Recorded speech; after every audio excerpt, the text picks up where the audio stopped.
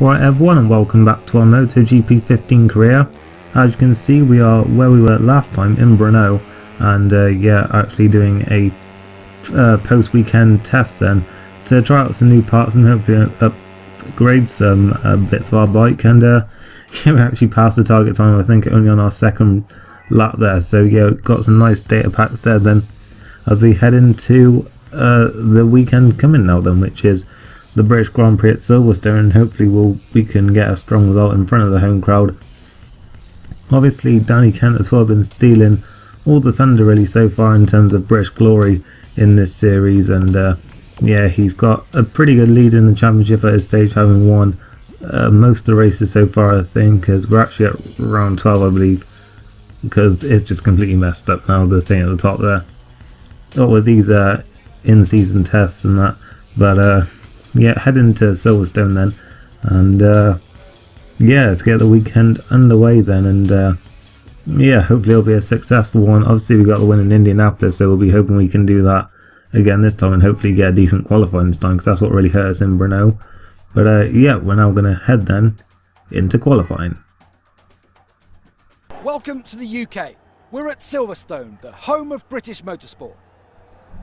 There's already a buzz of excitement inside the paddock, and in a few minutes race direction will get the qualifying session underway. The sky above us is clear, and the forecast tells us it should stay that way for the rest of the session.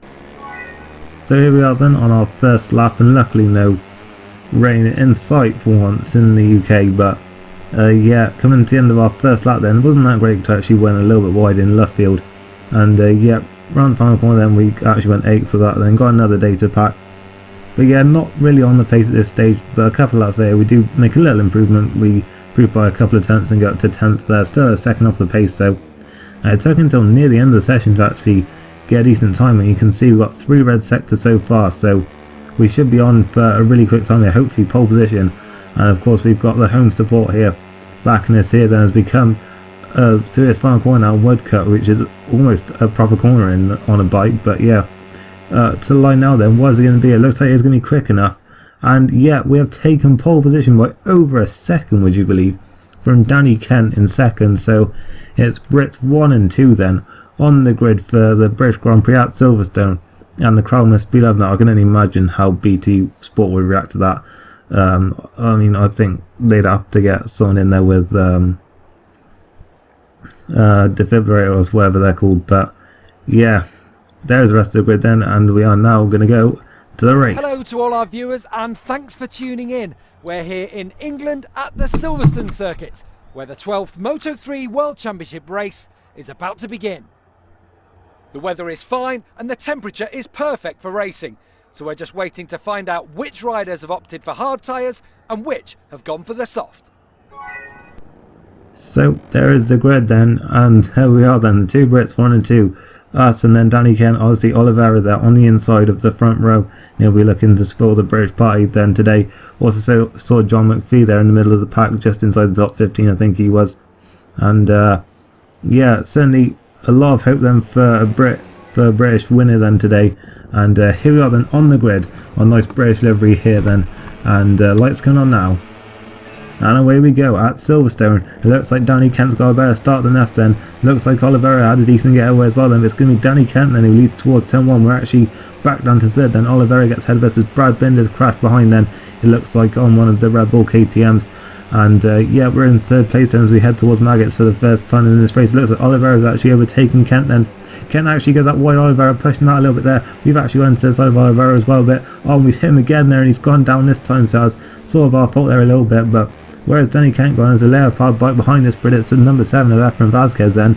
So Danny Kent seems to have got himself involved in it as well then. We actually went wide on the exit chapel there, and Vazquez is going to have a very good run on this now then towards Stowe for the first time then in this race. He's on the inside. We're going to try and run it round the outside and defend the place, but Vazquez has the inside line. He's going to take the lead then, so that's a little bit unexpected then, as we got actually Isaac Vinales now challenging us for second. So Oliveira and Danny Kent have both dropped well down the field then, and we've now got Vinales challenging us for second place in this race. And I think a lot of people are hoping for the Leopard bike to be leading, but not the one they're expecting there. Efren Vasquez now has the lead then at this early stage, and he's already looking to pull away at the front because he's another one who really needs to sort of get a win and take back some of the glory really, because his teammate's been taking it all really this season. And we've got Vinales then up in second on the Husqvarna. Then they need a decent result because they have been there in the top 10, but I'm pretty sure they haven't really been getting many decent results like podiums and stuff, as we've got Quartararo there I believe behind us then. So yeah, Kent and Oliveira seem to have dropped well back then. It seems that even though it didn't come up on screen, Danny Kent actually did have a crash. We see Jules Danilo also has had one right at the back then as well. We only look to the inside of Vinales then into Brooklands, and looks like we are through them, but he's going to try and cut back, but we've got the inside line now for Luffield, so we should maintain his place now then, and hopefully we can go after Vasquez at the front, because he's already starting to put a little bit of distance between him and the rest of the pack then. And yeah, he's doing what Kent would normally do, so he's taking some nice tips there from his teammate. It seems as we come across the line now then, Vinales is going to have the inside line for turn 1, so he'll probably get the move done here then. We're going to try and break as late as we can on the outside. Actually managed to defend the place for now then, but he's still right there though, as we head towards Maggots for the second time now in this race. And Vasquez already with a 7/10 of a second lead, and Vinales getting a bit aggressive there. We've actually been forced out wide a little bit onto the grass, and it looks like Vinales should take the place now then. We've got Quartararo right behind us as well then, but no, into Beckett's then, and we've actually maintained the place then, so Vasquez not going particularly quickly through there. And Vasquez already extended his lead to a second now then, but Vinales got a very good run now then down the hanger straight. Is he going to be able to make a pass on the outside for Stowe? We're going to keep the inside line and maintain the position. It looks like that is actually what we've done then, but is he going to cut back underneath this? Well, we just about managed to shut the door on him there, but yeah, he was certainly looking as Navarro and Quartararo are battling on the two teammates. It looks like Navarro's come out on top for now then, so we break into Vale. Actually got that a little bit wrong. Vinales could go around our outside in club, but once again it looks like we've managed to block the inside line from then, as the Estrella Galicias are still battling then for 4th place. And yeah, Vasquez just pulling away at the front now then. He's loving this. He's got a 1.5 second advantage now then, while everyone else is battling in front of him. He can't believe his luck really. He's seen the front three all colliding with each other in the first few corners and screwing themselves over really, and now he's got a nice lead with everyone else battling behind him. So yeah, it really is a case of just trying to focus on catching up really and not getting too many battles, as we see that Vinales has just been passed by both of the Estrella Galicia bikes now then.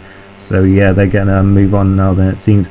I think Quartararo might be still second in the championship, I'm not sure about that. It's either him or Oliveira, as we see Ana Carrasco has also had a crash now at the back of the field. So yeah, a lot of crashing going on in these early couple of laps then, as we've got McPhee now then, one of the home sort of hopes really, probably the least I guess least chance of him winning this one of the 3 Brits, but still that is a big shame for him. And Quartararo is now looking to our inside then, had a very good run out of left field.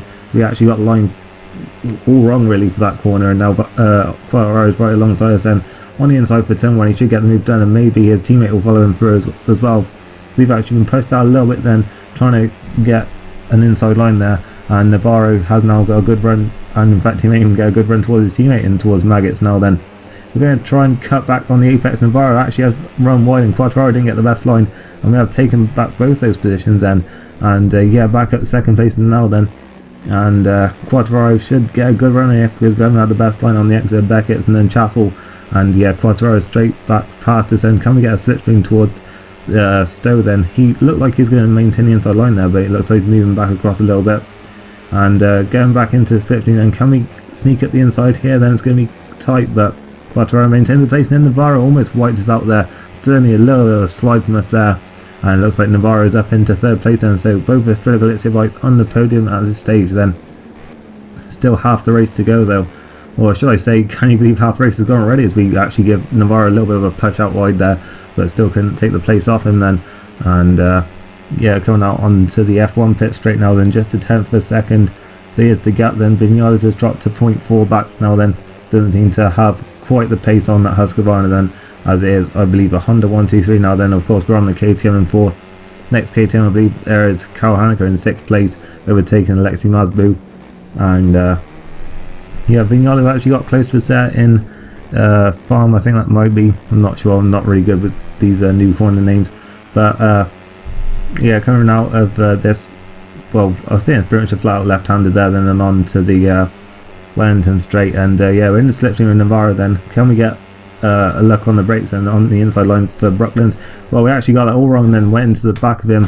Luckily we do have that one flashback though, so we can get away with that one, but yeah, we got that one all wrong then, just straight into the back, and then we couldn't really decide which way to go, and we just went straight into the back of him, it looked like. But yeah, a little bit more cautious on that second go, and yeah, couldn't get up the inside of him into Brooklands, but he did run wide a bit in left field. Can we sneak at the inside? Not quite, but hopefully we can get a good run in now then. And in fact, wow, we just go around the outside on the exit then, so yeah, through we go. Is he going to have the inside line for Woodcote? Just about, but can he do anything with it? Doesn't look like he can quite do it, but he goes back into the slipstream now, then across the line. He's going to have the inside line for turn 1, but we break a lot later than him, and we managed to maintain the pace. We're on the outside then, just 2 laps to go now then. He's got a good run once again out of Cox then towards Maggots now then, and I think Viñales might be there as well, I'm not sure. He's leading us a little bit there on the entrance. We actually go almost off there, hanging off the bike and having to completely miss out the first bar of Beckett's then, and I think we may back off here because we gained the place there, well, sort of failed to lose the place there by well, just a straight line in the corner, and yeah, through he goes then, and we've got to be careful we don't lose any more places now then. And well, we're going to do Lewis Hamilton, just sneak straight back up the inside then, but it looks like he may actually pass it straight back. No, he doesn't quite, not quite, on the exit of Stowe, but he's going to have a good run towards Vale, but we're going to just defend the inside line here then, but we actually get the back tyre up a little bit, but that does actually help us out a bit because we pushed him out wide, and yeah, managed to maintain the pace and going through Club and onto the F1 pit straight, then running wide a bit, and I was just looking behind there and saw there's a big queue there, sort of going back to maybe 10th or 11th places there, and we'll have to see if Oliveira and Kent are sort of part of that group at this stage then, as it looks like Vasquez is just going to run away with this race win, and it looks like Quartararo is going to run away with second really, but it's all about his final podium place, and as we run wide there then, and Navarro and Viñales are both through, then we've got Masbu and Bastianini who are battling behind us, but they're catching as well. They're all part of this group really. I'm pretty sure Oliveira and Kent are going to be part of it at this point then. We're on to the Wellington straight now then, we're going to have 2 bike slipstream then, and can we get up the inside then into Brooklands and get these places back? And it looks like we're going to go for it then on the inside, and we've just about made it stick, have we? We're going to have the inside line for left field, so Viñales is there on side by side, but we've got the inside line. Navarro's there as well. Viñales actually managed to go around the outside there, but then on the exit we do what we did on the previous lap and get the better exit, but Viñales has the inside line for Woodcote and he'll get the place back then surely. And yeah, we had to go out wide there. Viñales just about as a place it looks like, but we do seem to have better straight line speed than the Husqvarna just about, and look at that then, run the outside into Cox Corner, and we managed to get the place back there and up into 3rd place with just a lap to go now then, and we blocked the line there from Viñales just about, but it doesn't look like it's going to stop him as we head into Maggots now then, and he's on the inside line. He actually almost lost it there, and that has given us a little bit of breathing space I think then into Beckett's, and now round here then, and through Chapel then. We need to get a good run as possible here then, so we don't get slipstream down the hanger straight. We do seem to have a little bit of a gap to Viñales in 4th. Not sure where Navarro went there, I think he might be just behind. And yeah, down the hanger straight then, are we going to be under attack then? We're going to sort of try and defend the inside line if we can, and looks like we've managed to do that so far. And yeah, still a long way to go then on this lap, one of the longest laps, maybe even the longest on the MotoGP calendar. We're going to defend into Vale then, and just try and defend as many of these inside lines as we can then. Once again in Club there, just about holding him off, but he's going to have a good run here then on the exit in fact, and it looks like he's going to be through then just about, and yeah, only a 1/3 of a tenth in it then. Navarro's dropped to 4/10 back now then, so it may just be a 2-horse race now in for this final podium spot. We've actually managed to go run the outside again into Abbey, and yeah, in this long left-hander then there won't be a chance to overtake, but maybe into right-hander he might if he gets the braking right, or we get it wrong. We actually do go wide and he's at the inside. Can we get the inside line back for the left-hander? Looks like we may just do it then, and oh, we're so nearly crashed there, and I could tell it was almost going there, but we did luckily manage to hold on to it, because I mean there's no flashbacks left now then. Onto Wellington straight, he's going to have the slipstream on us now then, but we're just going to have to try and defend this inside line then, and make sure he can't get through there. and that is exactly what we're going to do then. Now we've got to try and switch to the right hand side now then for the inside of left field. He's certainly thinking about going there, but we looks like we've managed to cover it, and we should get a better exit because that's what we have been doing so far in this race. And yeah, we just got to keep it together now and Woodcote not make any mistakes then, because this is a lot more of a corner than it is in F1, and round the final corner we can then. Vázquez wins from Quartararo, and we have taken this final podium place then, so that is good for us then, a home podium. Not quite the win that we got a couple of races ago in Indianapolis, but yeah, still a strong result and one the British crowd will be happy with. We were the top Brit, of course. Efren Vázquez takes the win then from Fabio Quartararo, try that again. Vázquez actually his first win of the season, I believe then. Oliveira actually recovered to 5th then, Danny Kent 8th. So yeah, they did manage to make some recovery then, I guess, of home crowd, but sort of happy with Danny Kent's come back a little bit. He'll be a bit annoyed that he had a crash early on. As Olivier Loy was in retirement then from the race, despite a few crashes going on. Kent still maintains his lead then, down to 27 though ahead of Quartararo.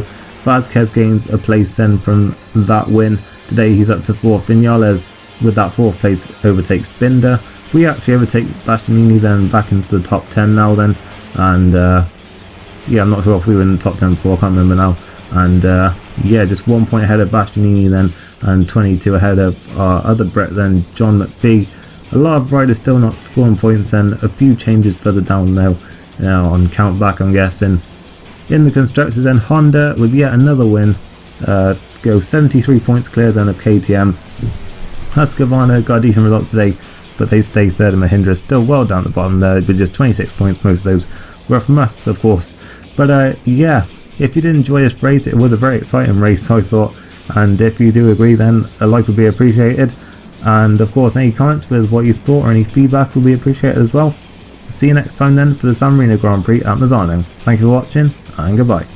He may have hoped to win, but 3rd against this field is still excellent. He can be proud of what he's achieved.